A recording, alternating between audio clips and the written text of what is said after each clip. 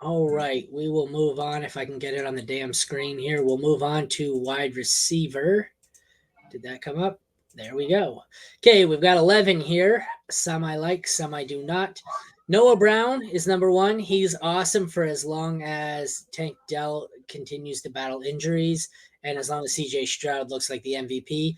Jalen Guyton, I don't really want any part of the Chargers pass catchers with the exception of Keenan Allen.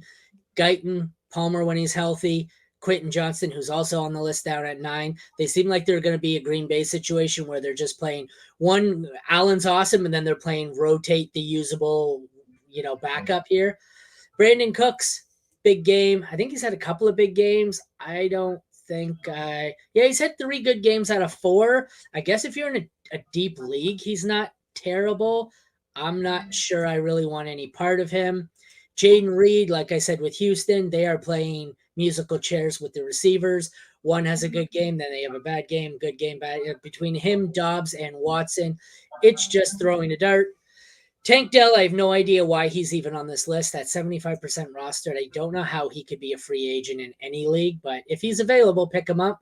I know he hasn't been healthy, but he's good. Trenton Irwin was a usable player this week. He wasn't great. He's only useful for as long as T. Higgins is out. Kyle Phillips is another one where he never really seems to pop. He always just has an okay game. He is probably my least favorite target on here so far, even below Brandon Cooks. A.T. Perry had a good game. Sorry, not a good game. It was saved by the touchdown. I want no part of that. He's like wide receiver 5 on the Saints.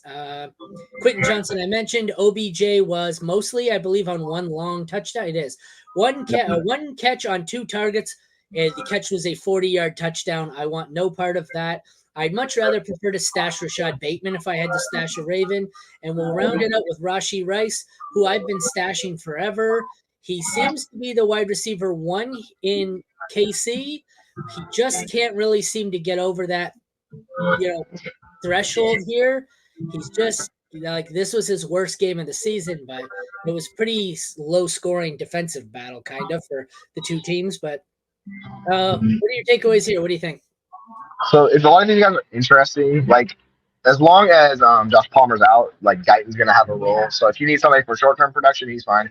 Same thing with A.T. Perry. Like Thomas is a significant injury, so I'm basically treating him as done for the season, and basically his career is pretty much over. So if you have Thomas in Dynasty, you're pretty much using him. But A.T. Perry's like stepping into a bigger role. Obviously, I think Shaheed will be better, but like you're just taking a gamble and a James Winston, the quarterback, like you're passing him stuff like that. Jaden Reed, he was the best wide receiver last week for Green Bay, and it's another muddled like wide receiver room. So you're basically looking at these wide receiver rooms and just trying to find the guy you think is going to break out. They all have issues. No one's going to be exceptional unless it's like Tank Dell. Then obviously go get Tank Dell because he's by far the best wide receiver. But he's trying to throw darts and hit the right guy. Quentin Johnston's finally seeing targets, so could be him. You never know. Like it hasn't been great for him, but he's far better off than James Williams. Those 2 guys, right?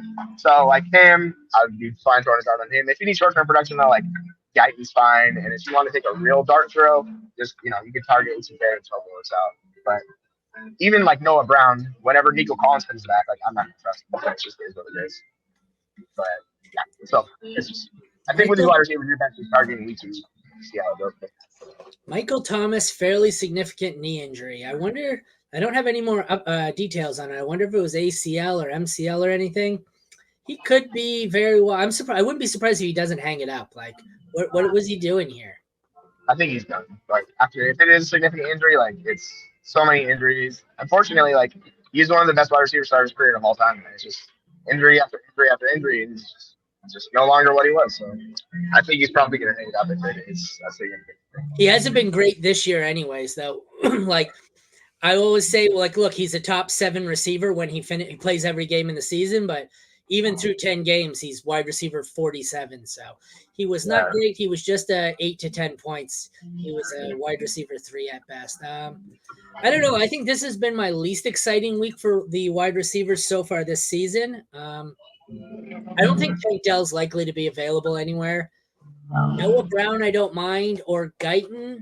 or Johnston. I think I'd prefer Johnston actually, but I don't mind any of them for as long as there's injuries on that depth chart in front of them. But not a big fan of Brandon Cooks either.